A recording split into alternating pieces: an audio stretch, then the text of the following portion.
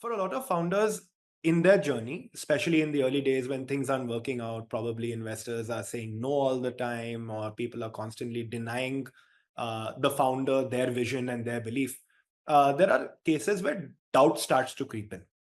Now, question for you, Amit, on a personal level, in the early days, two-parter, right? One is, did you ever have a phase where doubt started to creep? Hey, are we solving the right thing here? If so, what did you do, or how did you get out of it? And or is it just that one should not feel doubt, one should just keep at the problem, keep hitting it until you solve? I just love to hear from you on a personal basis. How did you sort that out, or what was that for you? Every founder has phases of anxiety, has phases of self doubt, and has phases of fear. So being fearful, being low in confidence, and feeling nervous is something which is very, very common among all investors in all stages. So after 10 years today, there are days when I have basically have all these feelings. And I basically would extend it to say that every founder has these feelings. The texture of those feelings may change.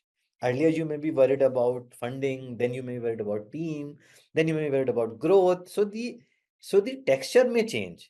But every founder is fearful. So when you feel a lack of confidence, when you feel self-doubt, you're not alone. Every founder is with you.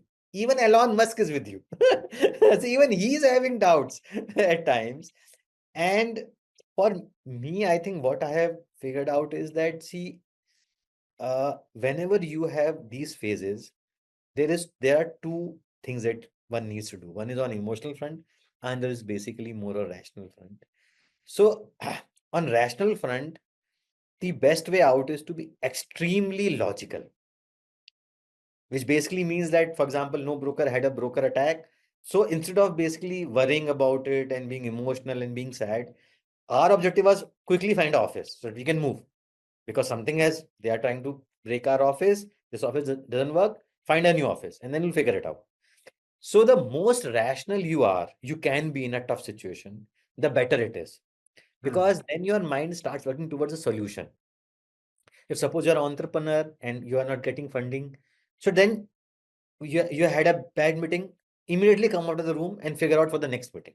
Start putting effort for the next meeting, because so that your mind doesn't punish you for the bad thing which has just happened, and your mind gets busy with the new thing which is going to solve this problem, perhaps.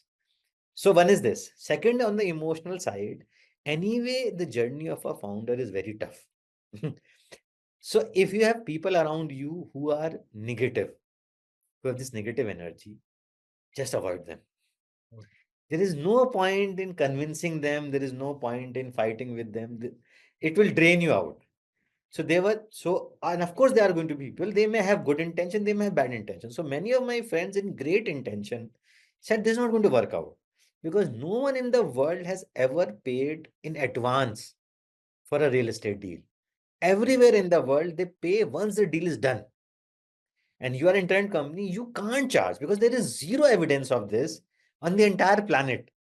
How can you do it? So you hear it and you treat it with your rational mind that, okay, I'm going to take ABC steps to solve it. After that, stop interacting.